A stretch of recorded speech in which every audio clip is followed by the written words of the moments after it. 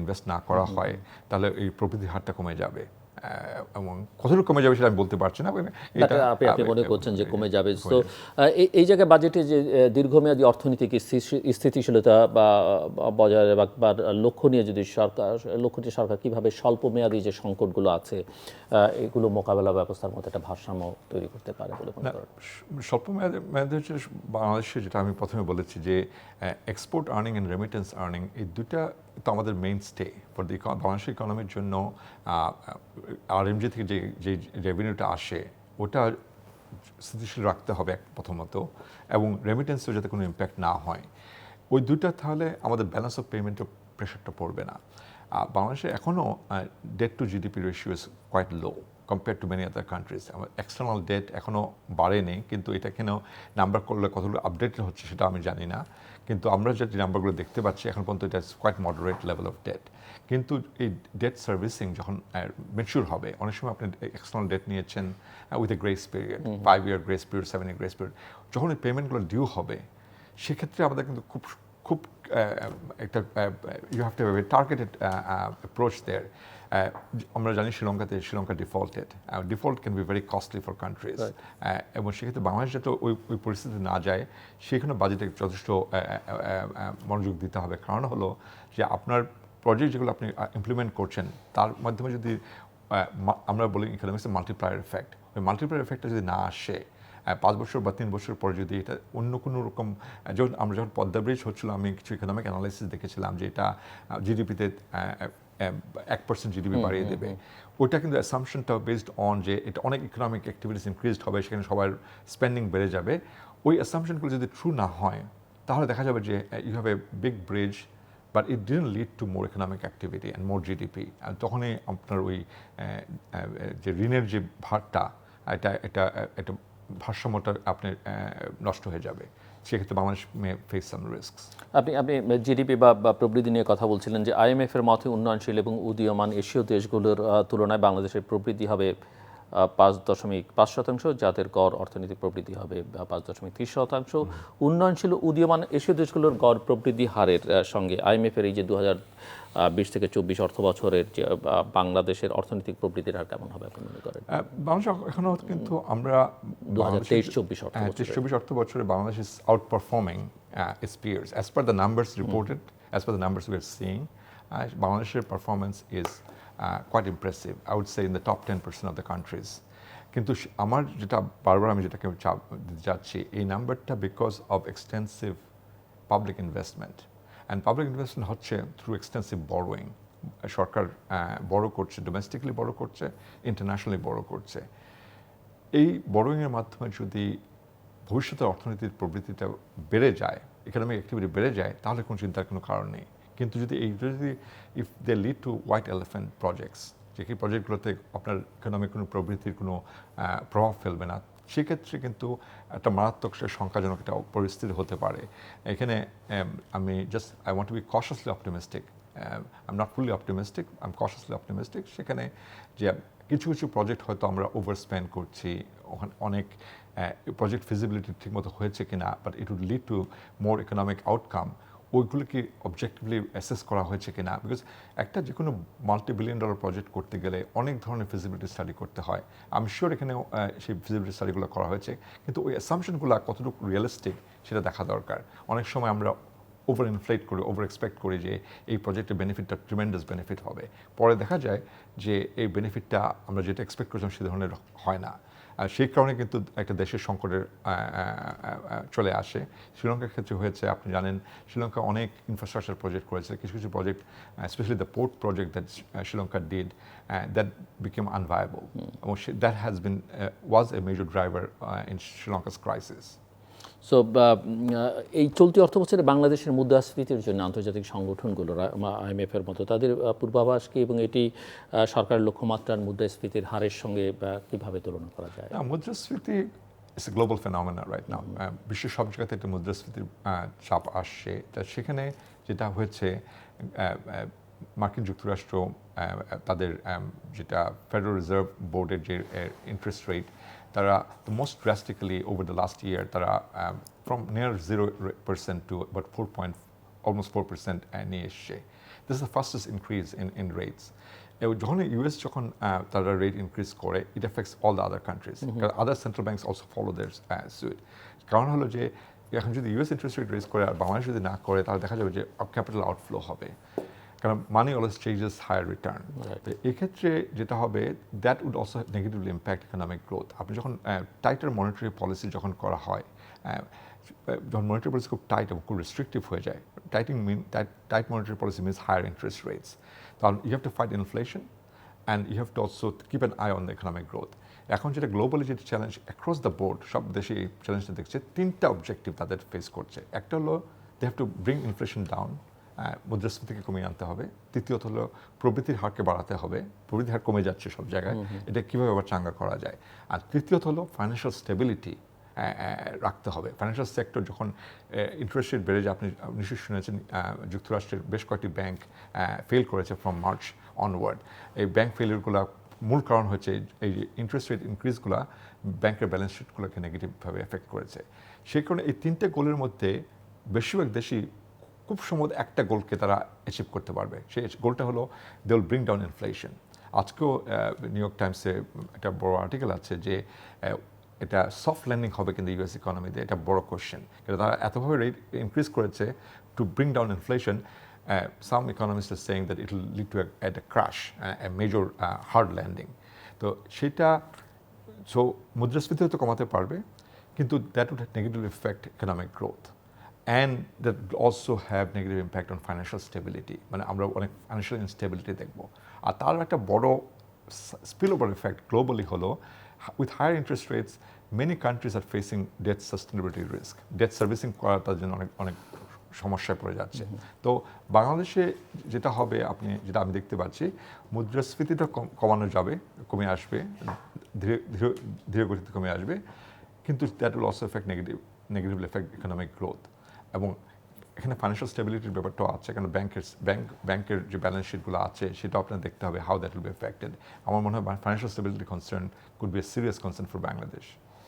এমনি জাস্ট একটু আপনার কাছ থেকে আমি বুঝতে চাই যে স্বাভাবিক সময়েও প্রতিবেশী দেশগুলোর তুলনায় বাংলাদেশের মুদ্রাস্ফীতি কেন বেশি? মুদ্রাস্ফীতির একটা অফেন আপনার মুদ্রাস্ফীতিটা হয় when you have very import dependence. If you are, for example, a major importer of oil and natural gas, যখন অয়েল অ্যান্ড ন্যাচারাল গ্যাস যখন আপনার ইন্টারন্যাশনাল প্রাইস যখন বেড়ে যায়, তাহলে আপনি যদি ইম্পোর্ট করেন, সেই ইম্পোর্ট প্রাইসটা রিফ্লেক্ট করে আপনার domestic price. So oil is a major source of a major component in our import basket. The oil prices সাথে আমাদের মুদ্রাস্ফীতির একটা বড় একটা সম্পর্ক আছে। But oil price also affects all the domestic prices indirectly.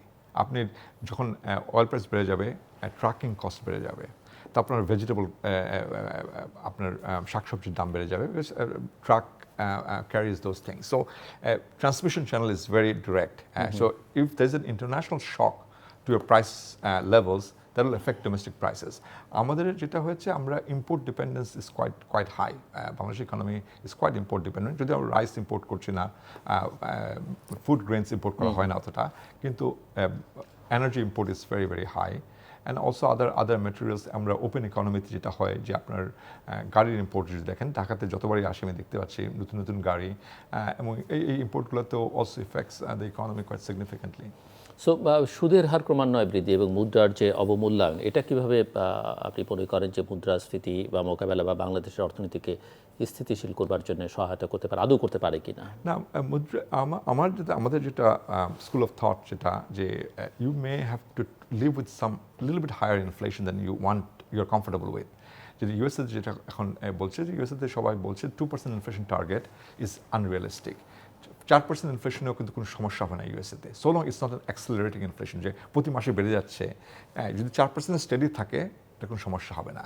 কিন্তু ইনফ্লেশনের সাথে যে ট্রেড অফটা আমি বলেছি, যে in order to bring down inflation, don't kill economic growth. এটা মনে রাখতে হবে আমাদের এখানেও।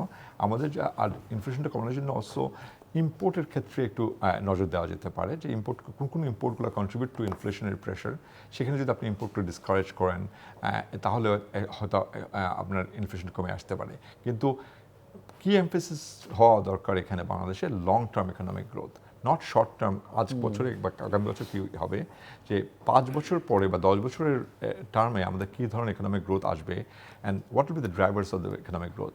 এখানে আমি শুধু একটা কথা বলবো যে আমরা ইকোনমিস্টরা 3টা ফ্যাক্টরের দিকে তাকিয়ে দেখি যে গ্রোথ কি কোথা থেকে আসে।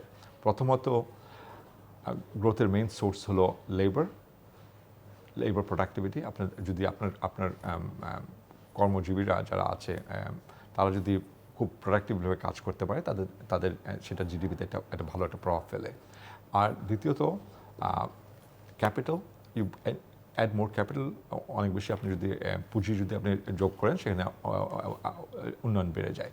কিন্তু সবচেয়ে বড় ফ্যাক্টর হলো যেটাকে আমরা ইকোনমিক্সে বলি টোটাল ফ্যাক্টর প্রোডাক্টিভিটি। মানে ক্যাপিটাল এবং লেবার, 1 ইউনিট অফ ক্যাপিটাল এবং 1 ইউনিট অফ লেবার যদি আপনি অ্যাড করার পরে আপনার জিডিপি বাড়তে হবে not 2, it has to be more than 2, it should be 2.5, 2.7, 2.8। এই মাল্টিপ্লায়ার এফেক্ট ইজ ইম্পর্টেন্ট। এখানে বাংলাদেশের মাল্টিপ্লায়ার এফেক্ট আমি যদি দেখি ডেটাতে, regardless of what is reported in BBS, এই টিএফপি গ্রোথটা বাংলাদেশে খুব স্লো।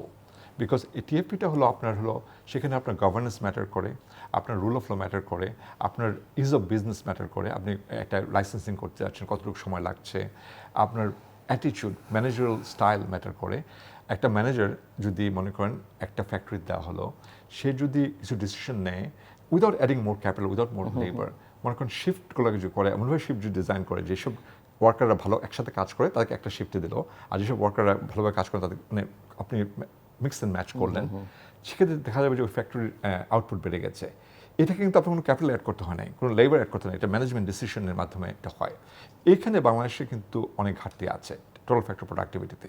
সেখানে long term growth, economic growth comes from total factor productivity, economic efficiency.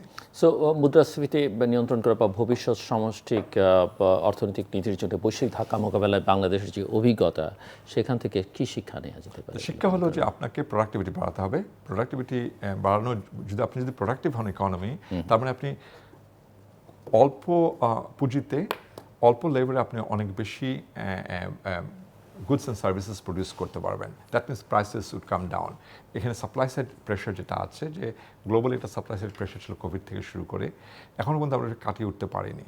যেটা হচ্ছে গ্লোবাল মুদ্রাস্ফীতির কারণটা হলো এই সময়টায় যে কোভিডের সময় ডিমান্ড সাইডটা কমপ্লিটলি শাটডাউন হয়েছিল, সাপ্লাই সাইডও শাটডাউন হয়েছিল, কিন্তু রিওপেনিংয়ের সময় ডিমান্ডটা কুইকলি কেম ব্যাক। যেই মুহূর্তে আপনাকে বলা হলো আপনি বাইরে যেতে পারেন, ইউ স্টার্টেড বাইং থিংস, কিন্তু সাপ্লাই সাইডে কিন্তু সময় লেগেছে। ফ্যাক্টরি ইঞ্জিনগুলো আবার শুরু করতে চায়নাতে, এবং দেখা গেছে যে যেহেতু demand picked up very quickly কিন্তু supply didn't pick up, prices went up significantly. এই প্রেশারটা আমরা এখনও ফিল করছি গ্লোবালি। তার মধ্যে একটা জিওপলিটিক্যাল ইস্যুটাতে এই যে ডিসরাপশন হয়েছে ইউএস চায়না রিলেশনশিপে, এবং এই যে একটা বেসিক্যালি আনরাভেলিং অর ডিকাপলিং যেটা হচ্ছে, সেটাও এফেক্ট করছে। তো ওভারঅল এই যে লং টার্ম ট্রেন্ড, আমরা কিন্তু অনেক বছর পৃথিবীতে কোনো মুদ্রাস্ফীতি ছিল না, মুদ্রাস্ফীতির হার ছিল খুব কম। তখন সব হচ্ছে হোয়াট ইজ ইনফ্লেশন। এখন হঠাৎ করে ইনফ্লেশন এসছে, ইনফ্লেশনটা খুব তাড়াতাড়ি চলে যাবে না, it will stay here for some time until we see the supply side improvements. এমনিতে ডক্টর হামিদ রশিদ, আপনি জানেন যে বাংলাদেশ এই মুহূর্তে ডলারের চরম সংকটের মধ্যে আছে, এবং এই পরিস্থিতি সরাসরি উচ্চ আমদানি ব্যয়ের সাথে জড়িত আমরা জানি, এবং দেশে এই ডলার সংকটের আর কি কি কারণ আছে বলে আপনি মনে করেন, এবং এটি উচ্চ আমদানি ব্যয়ের সঙ্গে কীভাবে আসলে যুক্ত? অবশ্যই আপনার যখন ইম্পোর্ট যদি ইনইলাস্টিক থাকে আর এক্সপোর্ট যদি সেন্সিটিভ হয়, তারপর আপনার ব্যালেন্স অফ পেমেন্ট বা আপনার রিজার্ভটা কমে যাচ্ছে। আপনি মনে করেন আপনার ইম্পোর্ট বাড়ছে অ্যাট 5% এ ইয়ার, কিন্তু এক্সপোর্ট বাড়ছে 2% এ ইয়ার, তার মানে আপনার 3% এ ইয়ার আপনার একটা শর্টফল হচ্ছে, সেটা থেকে আপনার that is affecting your reserve position. সেক্ষেত্রে আমাদের ইম্পোর্ট অ্যান্ড এক্সপোর্ট ম্যানেজমেন্টটা দরকার। আমি যেটা আগে বলেছি যে to discourage some of the imports will be very critical.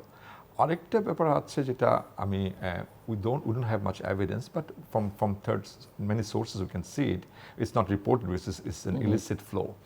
When money leaves the country, and that affects your reserve as well, because commercial bankগুলো বা other money exchange agencies, তারা যখন dollar কিনছে কমার্শিয়াল ব্যাংক থেকে বা central bank থেকে, এবং